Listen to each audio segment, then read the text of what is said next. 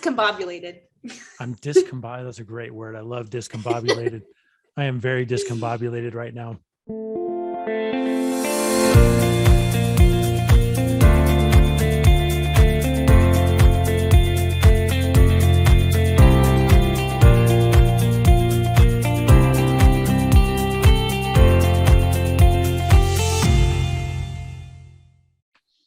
We're live.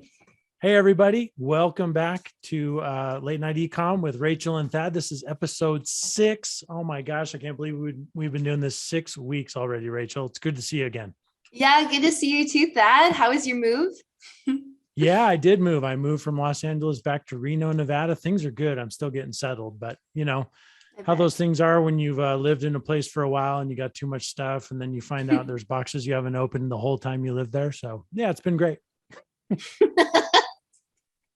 Well, aside from that torture, I'm glad to know that you are doing well, Thad. and how are things for you out in the wonderful white world of Utah? Yeah, it's been great. The skiing's been awesome. That's why I moved here. I mention skiing every time I hop on this podcast. So this week on the podcast, we are going to talk about, and if you see it in the description down below too, but we're going to talk about your offer. What are you selling? Your product, your funnel, and your customer value optimization methods. Okay. So with that, where should we start here, Rachel? Should we start talking about your product, or should we start with how you position it? Yeah, I would say let's just assume you have a great product. If your product sucks, that's a whole nother discussion, but let's assume you have a great product. Okay. Assuming that, or service, we're going to bring this to the marketplace. Like, let's say that you've already shown your product to people and people think it's a really great product, but they're not buying it. What? Why? You offer you've researched your thing for like 20 years and you got the best ingredients for your skincare line, or you developed and patented this thing yourself and you work directly with your manufacturer, whatever. Okay. Assuming your product's great, nobody's buying. Why? Your offer might not be that good. So I kind of want to start with the offer and the different offers you kind of go through to get people to buy, and why people don't just buy right away. If say you got a website, you got a bunch of different services or products on there, kind of haphazardly, mm-hmm. And buyers are getting lost. All right, they're getting lost somewhere along the way. This is where we have different offer structures and we have different funnels. Okay, so I kind of wanted to start talking about at first just the different offers that you have. And that's starting with the lead magnet and kind of go through that. So I wanted to start with the lead magnet, the tripwire, and then your core offer to the marketplace, and then the profit maximizer, which we'll go over, and then kind of like what comes after that, if that sounds good. Yeah, it sounds good. And yeah, it must be the week off.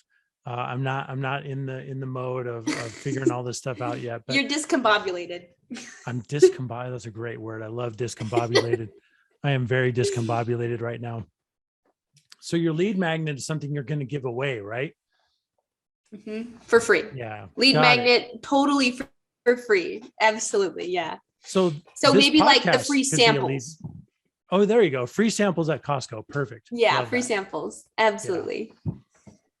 So, right. So your lead magnet, yeah, you're going to give that away for free. So could be your samples at Costco, could be this podcast. We do this every week. We try and give you guys some information, some value you can take with you. Could be something like, if you're going to give away your 10 best secrets for making perfect cookies, like they're soft and chewy, but still crunchy on the bottom, chewy in the middle. What are your 10 best secrets? You might give away those secrets. Like, I can't even believe that. My grandmother would probably kill me if I gave away those secrets, right? Thad, I'm salivating. What's your favorite cookie, Rachel? What is your go-to homemade cookie? Homemade? Oh, easy. Chocolate chip. 100%. Oh yeah. Only it's the only thing I'll do with the semi-sweet chips. Yeah. Mint. Love that. And you probably have a really good recipe for it, right? My recipe is I think it's like the Pillsbury, like it looks like a giant sausage. Yes. That's there's some things, if it ain't broke, don't fix it. If I'm gonna have mac and cheese, I will have Kraft mac and cheese. I don't care how many different cheeses you put in it or in the crumble crust you have. I don't want it. If I'm eating mac and cheese, I want Kraft. It's just Yeah. You cheap, want that disgusting. powder. That's what I want, So, anyways, moving That's on. hilarious. Okay, so you might give away your top 10 secrets or your top 10 best whatever. That's going to be a really good lead magnet. You're going to build your email list with that. You're going to start getting your potential customers warmed up to who you are and what you can offer them, right? And then Absolutely. that's going to move into your what I pre-teased accidentally. Yeah, so that's going to move into your rotisserie chicken. It's going to be Right. That's going to be your tripwire. So your tripwire is something that you are selling that's heavily discounted and you're selling it at a loss. Why the heck would you do that? Well, you do this because you're trying to get people in the door and you're trying to cover your cost. You're trying to break even. Okay. This is where we're at. You're trying to break even. So it costs money to get leads. So your lead magnet is bait to the marketplace. You're going to nurture them for a little bit. Maybe they're perusing the aisles. They're looking around. They're getting to know your brand. So you're like, wow, they've been in business 100 years. Customer service is so nice. They got a free app that I can just put on my whatever. So you're nurturing these people that have, eaten your free samples in your grocery store, in your little grocery store, your Piggly Wiggly, whatever you have. Okay. And the tripwire is what's going to get them to convert into real customers. The cost doesn't matter. The fact is that they're going to build trust with you by buying with you. Once they've bought with you, then you can start upselling them. And everything that you're doing is getting them, it's priming them to buy a higher ticket item from you, higher ticket service from you. So you start with the free sample at Costco. You're like, wow, these crackers with this jam and this smelly cheese are delicious. But I'm a POS and I'm going to get the rotisserie chicken. Okay. So you get your rotisserie chicken, you're feeling horrible about yourself. And then you think, well, you know what? I don't go to Costco. I might get, it's the pandemic. Who knows how I'm going to wipe my butt, during this lockdown. I'm going to get a whole bulk. This isn't a good example, but I'm going to get like a whole roll, all these giant bulk rolls. I don't shop at Costco, of toilet paper. Okay, great. So the way that the tripwire works, like I said, it's building trust by having them buy with you, and then they can purchase more later on. You ever notice, I have shopped at Walmart, so I can talk about this. Have you ever noticed when you go into Walmart and you think everything's so cheap, I'm just going to start buying everything, right? They get you with it, like you get in there and you end up spending a lot more. Well, there are some things in there that aren't sold at a loss, like their home decor. And you start thinking, maybe I have a 500 credit score and I live in a shack, but man, if I get this Walmart decor, my place is going to be mint. All right. So you start throwing in all these items because you think it's so cheap. Well, those are actually sold at, they're going to be making a profit on those, but everything else was super cheap. You're like utensils that are going to break in 1 year, and the pans where the handle falls off. You think you're getting a great deal and they're garbage, right? But the furniture, man, that's IKEA quality. Target does the same thing.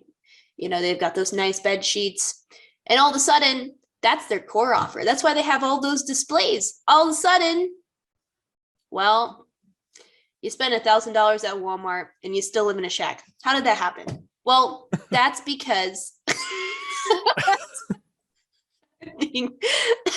speaking from personal experience, so I never had a 500 credit score though, but it wasn't doing too hot. I wasn't living in it. It wasn't great, So what I'm saying is, you're more likely to buy because you already feel like it's a great price. You already trust them.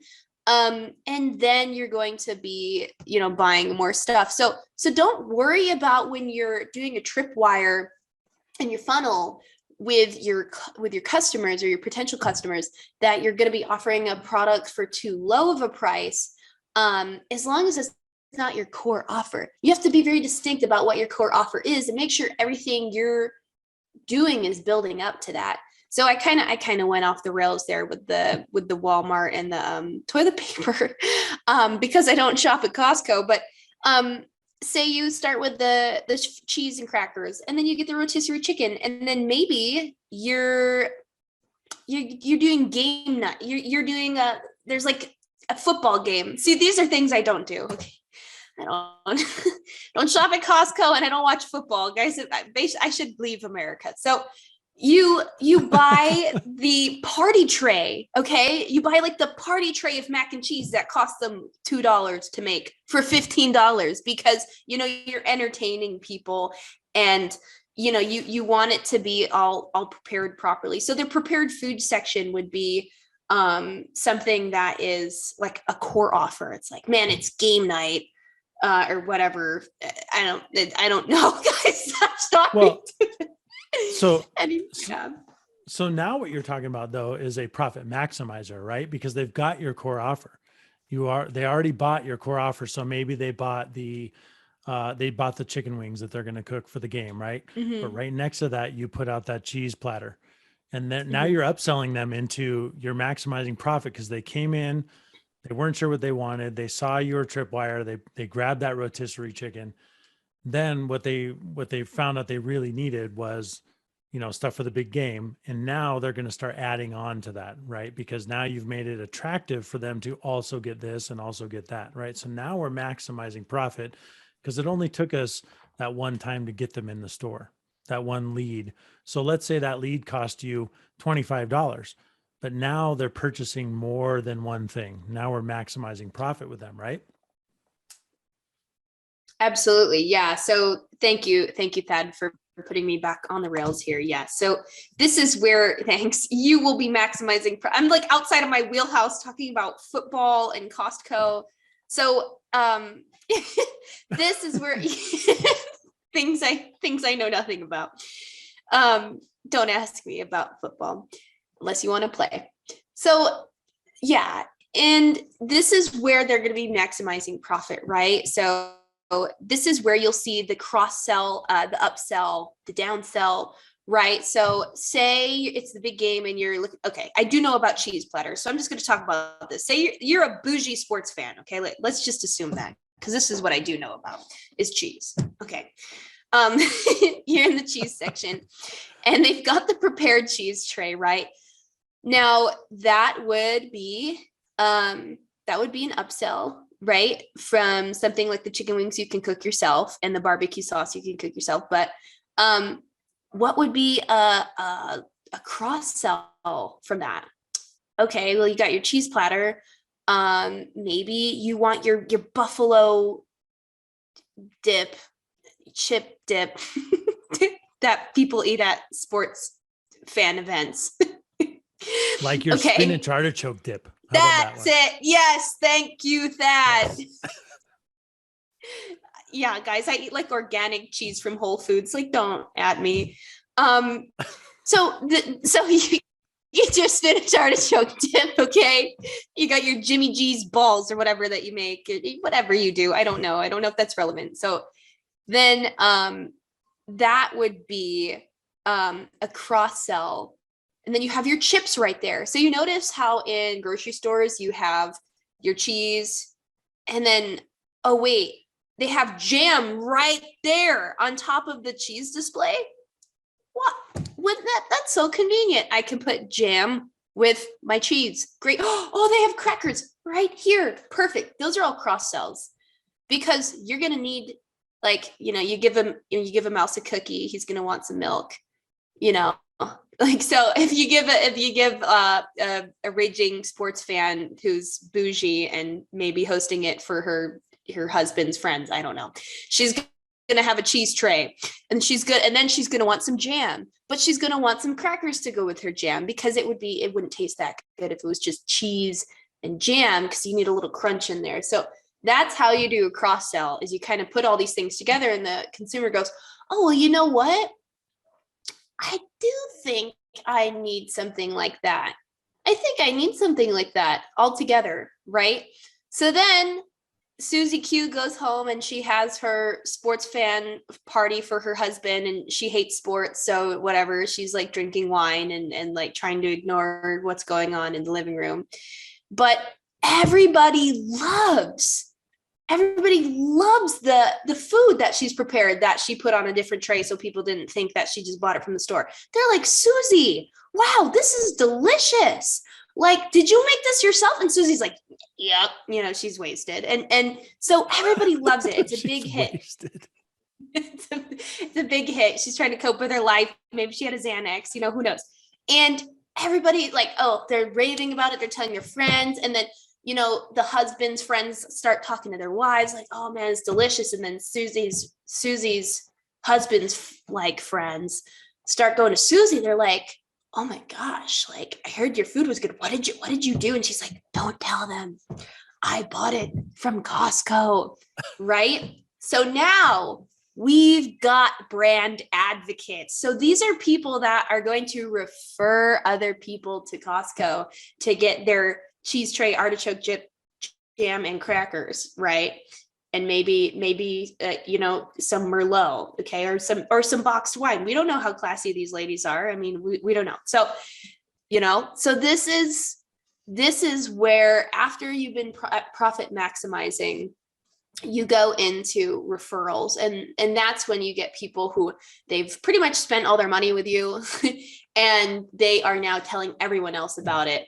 Maybe it's to recoup the cost of all the money they spent there with you, by becoming affiliate marketers, or maybe they're part of an MLM and, Susie Q is actually just trying to scam you into some new cheese tray MLM. But so this is kind of how this goes. It's like a lead magnet, and then you have a tripwire, your core product, and then your profit maximizer, which is upsell, downsell, cross sell, and then your referrals, or how people come back to you. Yeah, and one of the great things too is that we're just talking, straight up customer journey, right? With you, you can throw email follow-up series in all of these, so you can have a yes no kind of flow where you're saying, did they take the tripwire? If yes, then offer them this. If no, hit them with a follow-up series of emails where you're adding some more value, or you're just staying top of mind. Did they buy from that? Did they then get the tripwire? And so you can keep them coming back and keep that brand recognition going all the way through that customer lifetime value, and create what they call a return path, where they're like, Rachel, what you're referring to, when they're telling their friends about it, when they're coming back to buy from you again because they saw another email from you, they saw, now they're following your page, now they're liking content that you've put out there, now they're sharing.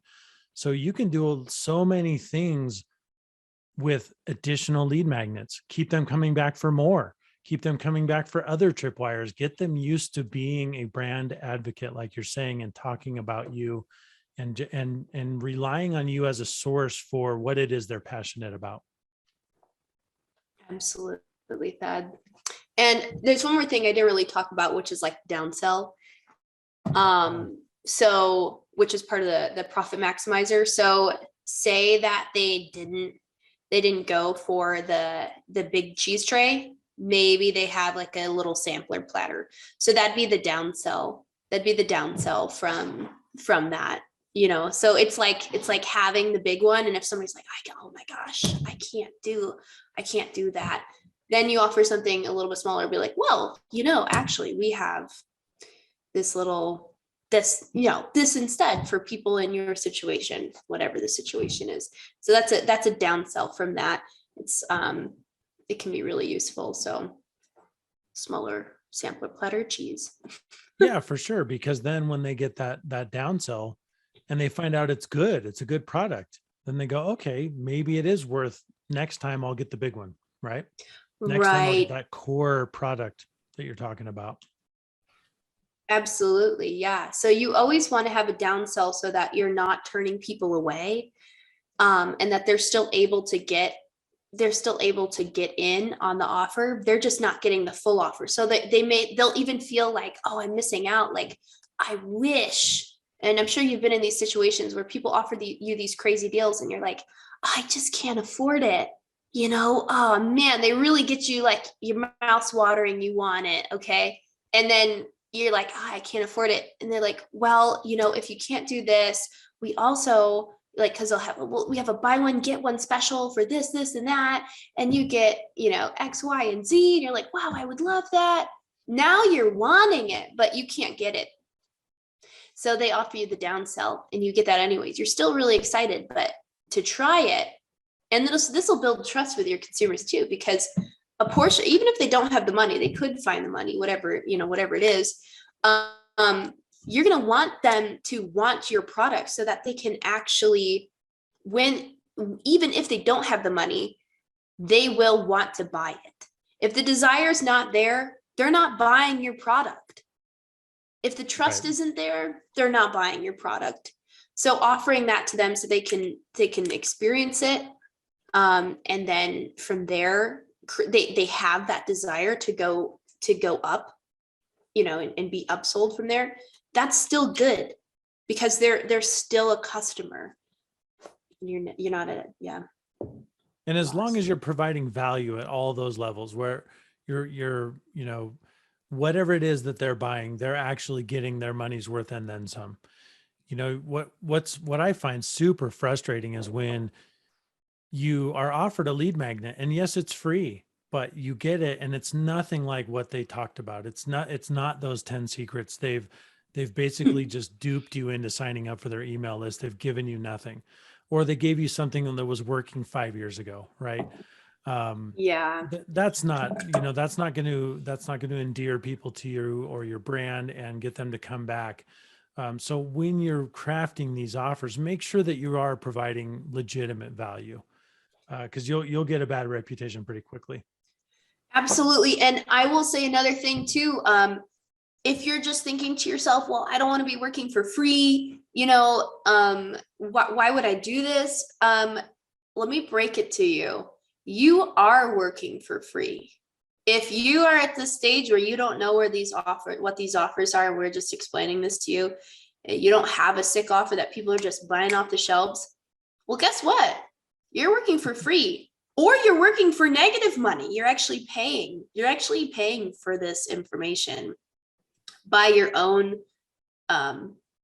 mistakes, monetarily and time-wise. So just like keep that in mind, that if you're not doing this, you are paying for it already. Yeah, that's a really good point. So many entrepreneurs start out paying to be an entrepreneur, or a solopreneur, and working for free, and it's costing them money to be in business. So yeah, take that into consideration. And I should mention, while we're talking about giving things away, Rachel, why don't we throw this information into our Facebook group? So those of you guys watching after we've been live on YouTube, come to our Facebook group. There'll be a link down below.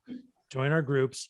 You'll get this information. We'll give you the kind of schematic and the layout of how this works and how you can implement this, no matter what your traffic source is, no matter how your follow-up series are, whether they're emails or text message or whatever. Come grab this information for free. We'd love to see you guys in the Facebook groups too. Absolutely, Ben. And guys, we are here anytime you need us. You can DM us on Facebook. You can join our Facebook groups. You can like our pages. I'm at Media Strategies.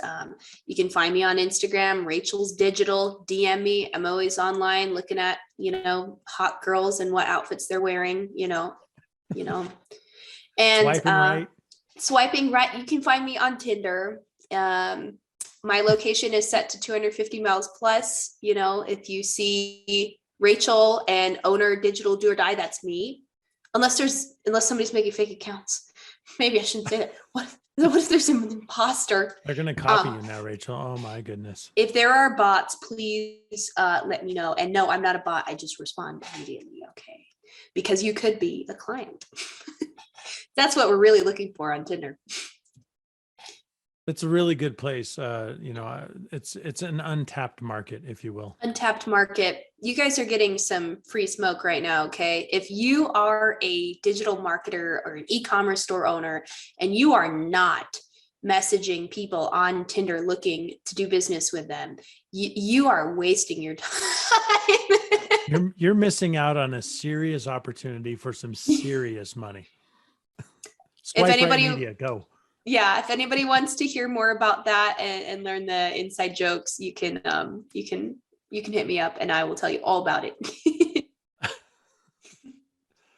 Oh man. Well, but please do come join the Facebook groups. Make sure that you are subscribed to our YouTube channel if you're new. Turn on notifications so you don't miss anything in the future, and hit that like button. We'd really appreciate that. Wouldn't we? Oh, we would love that. Wow, smash it. Yeah. Yeah. Well, right, Rachel, as usual, it has been an absolute pleasure. I look forward to this every week. I truly do. I just love this. And I really hope that you guys out there appreciate it too. Absolutely, Thad. Thank you. We'll see you guys next week. Same bat time, same bat channel. Be good to yourselves. Be good to each other. We'll see you. Bye.